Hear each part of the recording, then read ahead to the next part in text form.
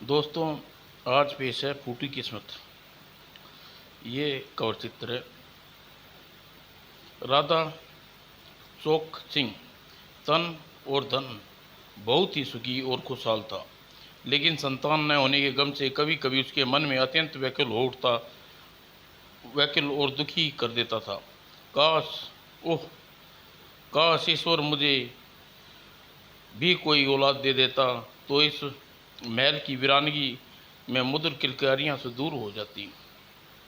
राजा ने संतान प्राप्ति के लिए हर संभव उपाय किए, लेकिन संतान प्राप्ति नहीं हुई। इसलिए रानी हमेशा वह उदास रहती। आह, कितनी फूटी किस्मत है मेरी, अपने स्वामी को इस देश का भावी वारिस न दे सकी।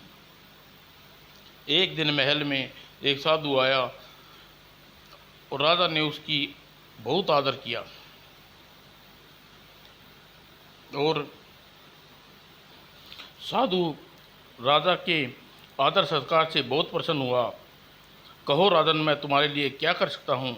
महाराज, वैसे तो प्रभु का दिया मेरे पास सब कुछ है, लेकिन संतान का अभाव हमें हमेशा दुखी किए रहता है। आप कृपा कोई ऐसा उपाय बता सकते हैं जिससे हमारी उजाड़ फुलवारी में बाहर आ जाए, रानी की सूनी गोद भर जाए। ठीक है, हमें अपना हाथ दिखाओ। साधु ने पहले राजा का हाथ देखा, उसके बाद रानी का।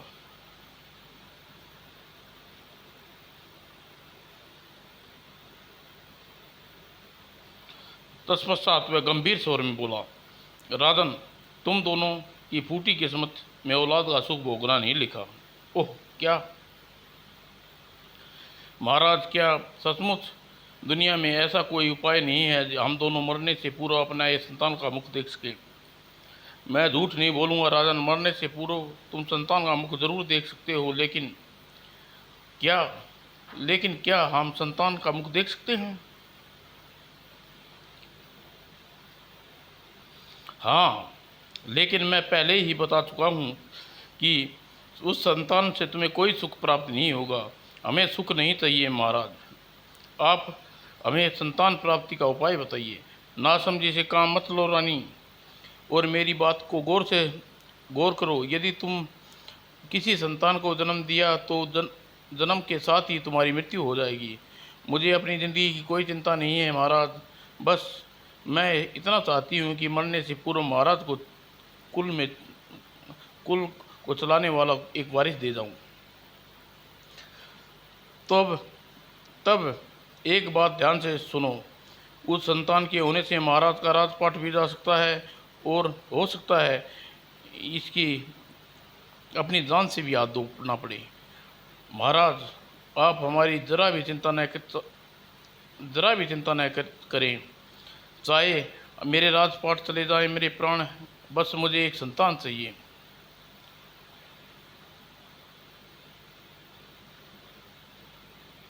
ओह, मैंने इन्हें संतान प्राप्त होने की आशा दिलाकर भयंकर भूल की। ये संतान प्राप्ति ये संतान प्राप्ति के लिए पागल हुए जा रहे हैं। इन्हें अपने भविष्य की विषय में कुछ सुन रहे न सोच रहे हैं। शायद मेरी संतान प्राप्ति की बात छोड़कर बाकी सब बातें झूठी समझ रहे हैं। आप किस सोच में डूब गए महाराज? जल्दी संतान प्राप्ति का कोई उपाय बताइए। एक बार फिर सोच लो राजन, होने वाली संतान न कभी तुम्हें सुख मिलेगा न उसे। वह भी गरीबी और विषपूर्ण जिंदगी जिएगा। अतः मेरी ऐसी संतान को जन्म लेकर उसके सुख और उसकी ज़िंदगी से खिलवाड़ करने की जिद मत करो। महाराज, हम पर दया कीजिए, हमें संतान प्राप्ति का उपाय बता दीजिए। संतान प्राप्त करने के लिए चाहे फिर प्रलय क्यों ना आ जाए, हम उसका भय नहीं है। लेकिन ठीक है राजन, जब तुम नहीं मानते तो मैं तुम्हें संतान पाने का उपाय बताता हूँ।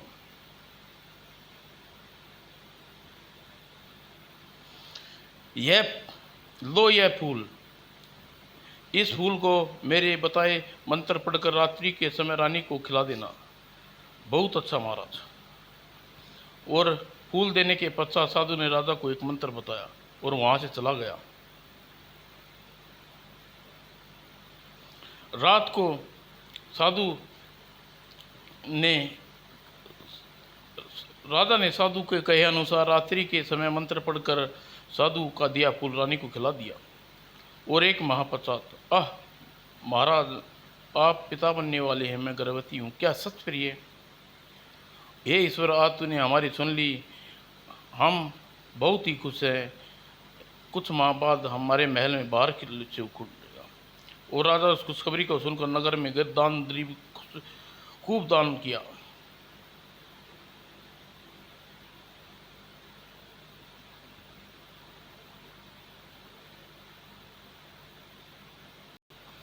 और जब नियमित समय पर बच्चे ने जन्म होने आया था, दाई माँ, हमारी रानी अब कैसी अवस्था है? महाराज, अचानक ही न जाने क्यों महारानी की तबीयत बहुत खराब हो गई है। हे ईश्वर, सब शुक्ल रखना, यदि रानी को कुछ हो गया तो मैं भी जीवित नहीं बचूंगा। तभी महाराज, गजब हो गया महाराज, महारानी जी राजकुमार को जन्म देने के साथ ही ये दुनिया से चल बसी। क्या? ओह प्रभु, यह तूने कैसा नर्थ कर दिया? क्यों हमारी खुशियाँ छीन ली? रानी बेगर हम किससे जिंदा रहेंगे?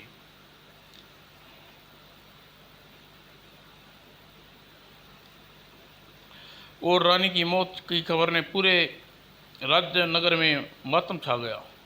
उस दिन राजा ने पालन पोषण जरूरी होने लगा। उस दिन राजकुमार का पालन पोषण जरूर होने लगा, लेकिन रानी के गम में राजा उसकी और ज़्यादा ध्यान नहीं देता था। और तमाम लगभग 1 महीने बाद, महाराज, आपसे एक साधु मिलने की आए हैं, उनसे कह दो हमारा मन अशांत है एवं दुखी है, किसी समय मिलने में असमर्थ है, वे कभी और आए। महाराज, उन साधु बाबा का कहना है, आप उनकी इच्छा अच्छी तरह से जानते हैं, क्योंकि उन्हीं के प्रताप से राजकुमार ने जन्म दिया। क्या कहा? राजा तुरंत ही सारी बातें याद आ गई। अगले पल दरबार पर उन साधु महाराज को आदरपूर्वक कक्ष में लाओ। जो आज्ञा महाराज।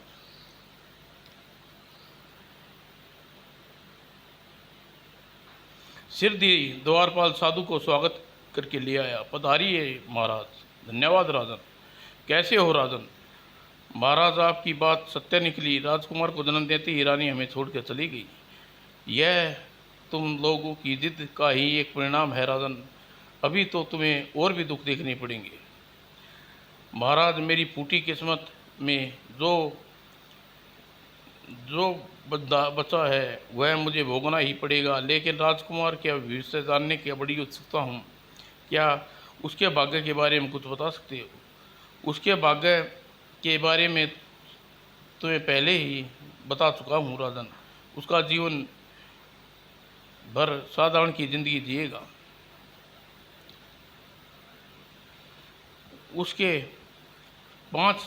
उसे केवल 5 रुपये और एक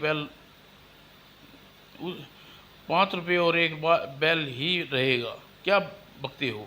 साधु की बात पर आपे से बाहर हो गया। अरे मूर्ख, क्या तू इतना भी नहीं जानता? हमारा बेटा इस देश का भावी राजा है। इतना बड़ा राजपाट होते हुए भी वह साधारण इंसानों की जिंदगी जिएगा और उसके जीवन भर सिर्फ 5 रुपये और एक बैल रहेगा। हा हा हा। मैं कहता हूँ बंद करो अपनी बेहुदा हंसी, वरना तुम्हारी गर्दन धड़ से उड़ा दूंगा।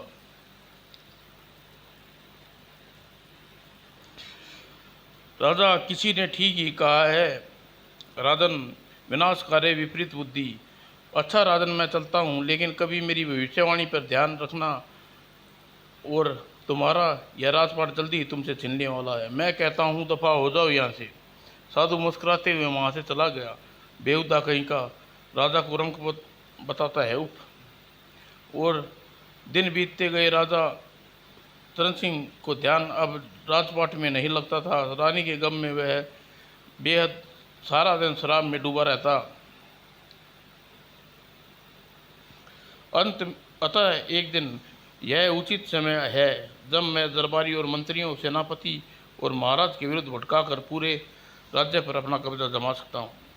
और महाराज वैसा ही करने लगा और महामंत्री वैसा ही करने लगा। साथियों, यदि राजा इसी तरह छुरा और सुंदरी में डूबे रहे तो वह दिन दूर नहीं जब हमारे पड़ोसी देश हमारी कमजोरी का बाप कर हमारे गुलाम की जंजीरों में जकड़ लेगा। ठीक कहते हो महामंत्री जी। राजा अब राजकार्यों में दिलचस्पी नहीं लेते, जिससे बहुत ही मुकदमे अन्य मामले अटके पड़े हैं। इससे प्रजा भी असंतोष फैल गया है। लेकिन मंत्री जी, प्रश्न यह उत्पन्न होता है कि हम करें तो क्या करें। महाराज हमारी कुछ भी सुनने को तैयार नहीं है। अगर आप ठीक कहते हैं, सारे प्रयास करके देख चुके हैं। यदि आप लोग मेरा साथ दें तो शासन की बागडोर मैं अपने हाथ में ले लूं और राज्य को अपने अनुसार चला सकता हूं। ठीक है, हम आपके साथ हैं और आप सभी हम सब आपके साथ हैं महामंत्री जी। ठीक है, मैं आज ही उचित कार्रवाई करता हूं। और महामंत्री ने उसी रात राजा को गिरफ्तार करके कारावास में डाल दिया तथा राजकुमार को मौत की घाट उतारने के लिए एक जल्लाद के हवाले कर दिया। कालिया, तुम अच्छी तरह से समझ गए न तुम्हें क्या करना है। आप तनिक भी चिंता न कीजिए हजूर, किसी के कान भनक नहीं लगेगी। राजकुमार का क्या हुआ? ठीक है, यह लो अपना इनाम। ओह हजूर, आप हजूर की ज़िंदगी सलामत रहे।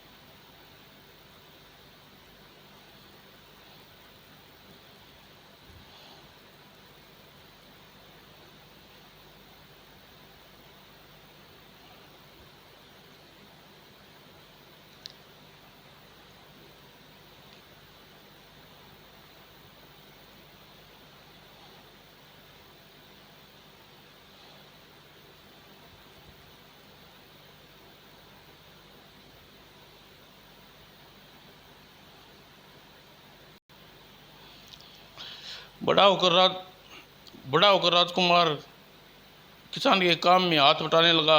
एक दिन किसान ये बहुत सख्त बीमार पड़ गया। जब उसे यह जाना कि उसकी अंतिम समय आ गया तो उसने कनखन को अपने पास बुलाया। बेटा, शायद अब मैं कुछ क्षणों का मेहमान हूँ, लेकिन मुझे अपनी मौत का गम नहीं है हो रहा जितना यह सोचकर हो रहा है मेरे बाद तुम्हारा क्या होगा, क्योंकि मेरे पास केवल एक बैल और 5 रुपये को छोड़कर कोई जमा पूंजी नहीं है। मेरे पास जो खेत है वो दूसरा बैल है, वो जमींदार का है। बापू, मुझे माफ़ कर देना, मैं तुम्हारे भविष्य के लिए कुछ भी नहीं छोड़कर जा रहा हूँ। ऐसा न कहो बापू, मैं मेहनत मजदूरी करके अपना पेट भर लूँगा, तुम मरने की बात मत करो। कितना खुशकिस्मत था ईश्वर ने मुझे तुम जैसा बेटा दिया। अच्छा बेटा, विदा। नहीं बापू, मुझे इस तरह बेसहारा मत छोड़ कर जा सकते। किंतु किसान हमेशा हमेशा के लिए अपनी आंखें बंद कर ली। बापू तुम मुझे छोड़कर चले गए बू। और किंतु अब रोने धोने से क्या होने वाला था। अतः गांव वालों की मदद से उसने अपने बापू का अंतिम संस्कार कर दिया। कुछ दिनों बाद सारे कनस्त्र व बर्तन इत्यादि खाली पड़े हैं। घर में कुछ खाने को नहीं है, क्या करूं। ओह, ध्यान आया, बापू ने मरने से पहले मुझे बताया था कि मेरे पास 5 रुपये गुल्लक में रखे हैं। मैं अभी रुपये निकालता हूं और उसे कोई कारोबार आरंभ करता हूं। यह रहे 5 रुपये। और रुपये लेकर वह बाहर निकला। रुपये तो हैं, लेकिन कारोबार क्या करूं। तभी, अरे भाई कटखन, खड़े खड़े क्या सोच रहे हो? भाई तोताराम, मेरे पास 5 रुपये हैं। मैं सोच रहा हूँ काम इतने कम रुपयों से क्या धंधा शुरू करूँ जिससे कम से कम मेरा रोज रोज का पेट भर सके। भाई मेरी मानो तो भूसा बेचने का धंधा आरम्भ कर दो। भूसा का बेचने का धंधा? हाँ भाई, मैं यही धंधा करता हूँ। हर रोज़ 5 रुपये का भूसा गाँव से खरीदता हूँ और शहर में 10 रुपये का बेच के आ जाता हूँ, और फिर 5 रुपये अपने खाने खर्चे के पानी के रख लेता हूँ और 5 रुपये के अगले दिन फिर भूसा खरीद कर बेच देता हूँ। क्योंकि इस दुनिया में कोई चूँकि मेरा इस दुनिया में कोई नहीं है, इसलिए आराम से गुजारा हो जाता है। वाह भाई, फिर तो मेरा जीवन भी इसी तरह आराम से कट जाएगा। मैं भी यही धंधा करूँगा। और कटखन ने उसी समय एक दुकान से भूसा खरीद कर बैल पर लाद कर बाहर शहर की ओर चल दिया, और शहर में जाकर उसने भूसे को 10 रुपये में बेच दिया और 5 रुपये को अपने भोजन के लिए घर में लिए आ गया, खा पी कर सो गया। इसी तरह उसके दिन गुजरने लगे। एक रात खट खट खट कौन हो सकता है? दरवाज़ा खोलने पर, अरे साधु बाबा आप, प्रणाम, जीते रहो बेटे। कहिए बाबा, मैं आपकी क्या सेवा कर सकता हूँ? बेटा, मैंने बड़े जोरों की भूख लगी है,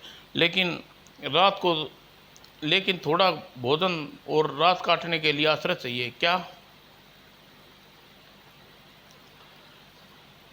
मुझे विश्वास है बेटा, तुम निराश नहीं करोगे। ओह, इसमें कैसा इन्होंने कैसा सवाल कर दिया है। मेरे अपने जीवन भर खर्चे के 5 रुपये भी ख़त्म कर दिए, और अब भूसा खरीदने के लिए मेरे पास 5 रुपये बचे हैं, और साधु बाबा को इनकार कर दूं तो यह पाप होगा। अरे बेटा, किस सोच में डूब गए?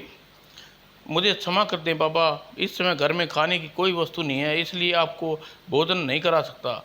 आप चाहें तो ठंडा पानी पीकर विश्राम करके मेरी झोपड़ी पर रात काट सकते हैं। अरे, तुम साधु संतों को आदर करते हो, नहीं जानते।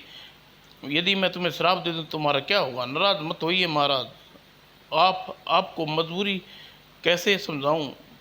मैं दिन भर 10 रुपये पाता हूँ।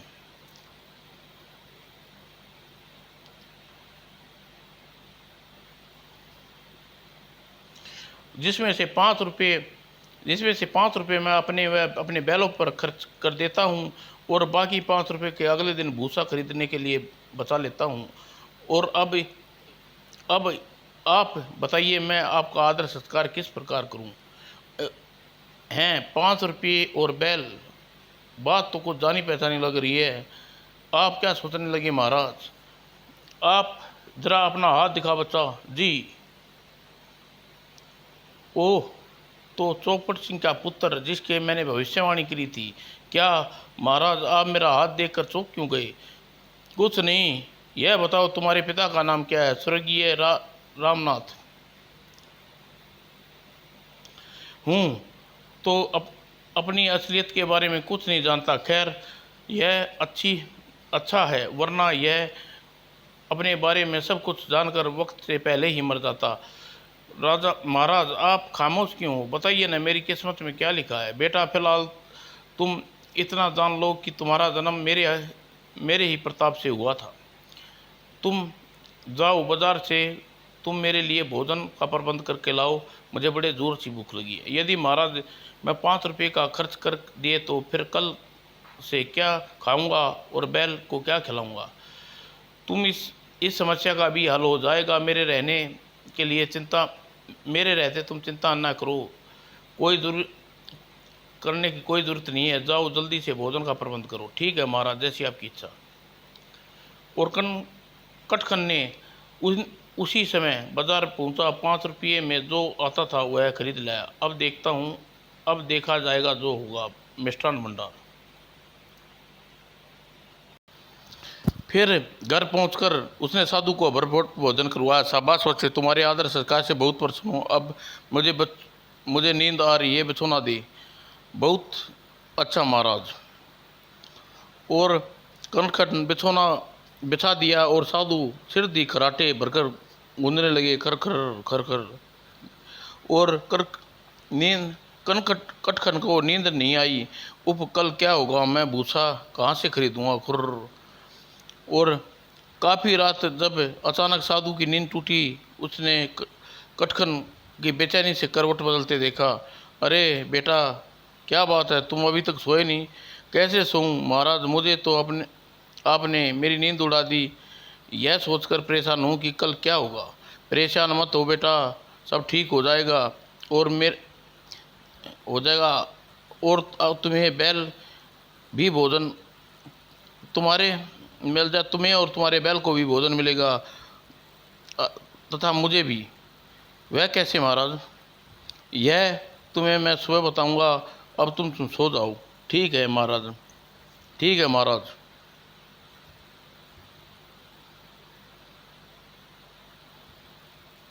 और सुबह साधु निर्वृत्त एवं नहाने धोने के निवृत्त होकर कुछ देर पश्चात कंठ से बोला, बेटा अब हमारा फलहार करने का समय हो गया था। अपने लिए और मेरे लिए कुछ फल लिया हो। यह आप क्या कह रहे हैं महाराज? मेरे पास तो इस समय फूटी कोड़ी भी नहीं है। तो क्या हुआ, अपना बैल बेच कर लिया हो। आई खड़े खड़े सोच मत क्या रहे हो बेटा? मेरे रहते तुम जरा भी चिंता मत नहीं करनी चाहिए। जाओ, जैसा कहता हूँ वैसा करो जी। और बाजार में जाकर कनकट ने बैल 10 रुपये में बेच कर अपने और साधु के लिए भोजन और दोपहर रात के खाने का जुगाड़ कर लिया। ईश्वर, लगता है यह साधु मेरे बर्तन भांडे बिकवा कर मुझे दर दर का भिखारी बना देगा। हाय, क्या करना पड़ रहा है साधु के चक्कर में। और कनकट के पास अब कोई काम दाम न था, अतः भला हार करके साधु की ज्ञान की बातें बताने लगा और वह बैठा बैठा सुनता रहा। दोपहर भी वैसे ही गुजरी। रात के भोजन करने के पश्चात साधु निश्चित होकर सो गया। कनकट की आंखें में नींद कोसों दूर थी। वह बिस्तर पर उठकर टहलने लगा। आए, अब क्या होगा खुर्र। लेकिन आधी रात को, अरे बेटे कनकट, तुम अभी क्या बात है, तुम अभी जाग रहे हो? जागू नहीं तो क्या करूं महाराज? महाराज, अब न तो मेरे पास फूटी कोड़ी है और न ही कोई बैल। मेरे रहते तुम चिंता करने की कोई जरूरत नहीं है बेटे। तुम आराम से सो जाओ, सुबह की सुबह देखी जाएगी। यह नहीं बल्कि घर में भी ऐसा सामान नहीं है जिसे बेचकर तीनों वक्त की रोटी का वक्त का जुगाड़ कर सकूं। अगले दिन कनकट ने साधु को पेट कैसे भरा। साधु राजकुमार कनकट के घर सारी कौन सी परीक्षा लेने आया था। कनकट ने अपना राज्य वापस मिल सका क्या? राजकुमार कटखन की फूटी किस्मत में सिर्फ 5 रुपये और बैल लिखा था। इन प्रश्नों का उत्तर जानने के लिए मत रोमा में पढ़ें कटखन। समाप्त दोस्तों।